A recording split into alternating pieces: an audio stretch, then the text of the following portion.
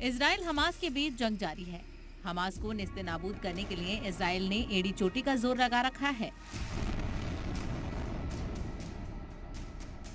Israeli फौज ने करीब 3 लाख फौजी जवानों को गाजा पट्टी के पास तैनात कर रखा है।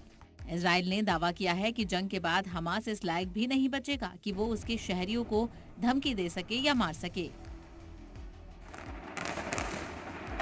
यानी जंग में अभी बहुत कुछ होना है। हमास के करीब 2200 से ज्यादा ठिकानों पर इजराइल ने बम बरसाए हैं। इनमें करीब 1500 हमास के जंगजू के मारे जाने की खबर है। हम एक बार फिर उस इलाके की तरफ बढ़ रहे हैं जो कि युद्ध से प्रभावित है और गजा पट्टी से बेहद नजदीक है, सदरात एरिया। इसके अलावा अफर रजा, जहां पर सबसे ज्यादा कत्ले आम किया है हमास के आतंकियों ने, उस इलाके की तरफ जी न्यूज की टीम इस वक्त आगे बढ़ रही है और यहां पर हम ये ट्राई कर रहे हैं कि और ज्यादा तस्वीरें आप तक पहुंचा पाएं। क्या हालात इस वक्त ग्राउंड पर हैं वो आपको दिखाना चाह रहे हैं और इस रास्ते से ही हम आगे बढ़ रहे हैं। मैं एक बार तस्वीर चाहूंगा कि मैं अपने दर्शकों को दिखाऊं कि आप देख सकते हैं कि किस तरह से यहाँ पर जो मूवमेंट है तमाम चीजों का वो आप देख पाएंगे और इजरायली जो आर्मी है, डिफेंस फोर्सेस हैं, उनके जवान भी इसी रास्ते से आगे बढ़ रहे हैं उस इलाके में जो कि गजा पट्टी से सटे हुए एरिया हैं। इस बीच सबसे बड़ी खबर यह है कि दुनिया के बड़े मुल्क 2 खेमों में बंट गए हैं। अमेरिका और रूस के बीच कोल्ड वॉर फिर से शुरू हो गया है। अमेरिका जहां इजराइल की खुलकर हिमायत कर रहा है, तो वहीं रूस ने जंग के लिए अमेरिका को लपेटे में ले लिया। वहीं अब हमास इजराइल की जंग में अमेरिका की एंट्री हो गई है। अमेरिका की एंट्री के बाद हमास और इजराइल के बीच की जंग और खतरनाक हो सकती है। बाइडेन ने नेतन्याहू से फोन पर बातचीत की और कहा कि इस जंग में अमेरिका इजराइल के साथ है।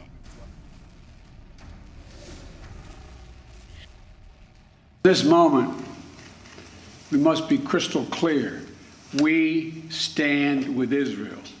हमास के हमले के खिलाफ इजराइल की कार्रवाई पर साथ खड़े होने वाले अमेरिकी सदर के ऐलान के कुछ ही घंटे में अमेरिका का जंगी बेड़ा मशरिकी बहरियाए रूम इलाके में पहुंच गया। अमेरिका की सेंट्रल कमांड ने इसके ऐलान के साथ ही कहा कि हालात को बिगाड़ने या इस लड़ाई को और वसी बनाने की कोशिश करने वाले किसी भी मंसूबे को रोकने के लिए विमान वाहक पोत की तैनाती की गई है।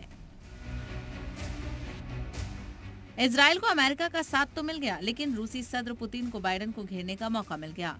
हमास और इजराइल में जारी जंग में रूस ने फलस्तीन की हिमायत की है। पुतिन ने इस जंग के लिए अमेरिका को जिम्मेदार ठहराते हुए कहा है कि बहरियाए रूम में आज जो भी हालात हैं उसके लिए अमेरिका जिम्मेदार है। В любом случае, что бы там ни происходило, я знаю и вашу позицию, уважаемый господин премьер-министр, и наша позиция заключается в том, что ущерб гражданскому населению должен быть минимизирован и сведен к нулю. Причем мы призываем к этому все конфликтующие стороны. इसी बीच तुर्की के सदर एर्दोगान का कहना है कि इजराइल के करीब तैयारे कैरियर तोप ले जाने से गाजा में हालात कशीदा बन सकते हैं।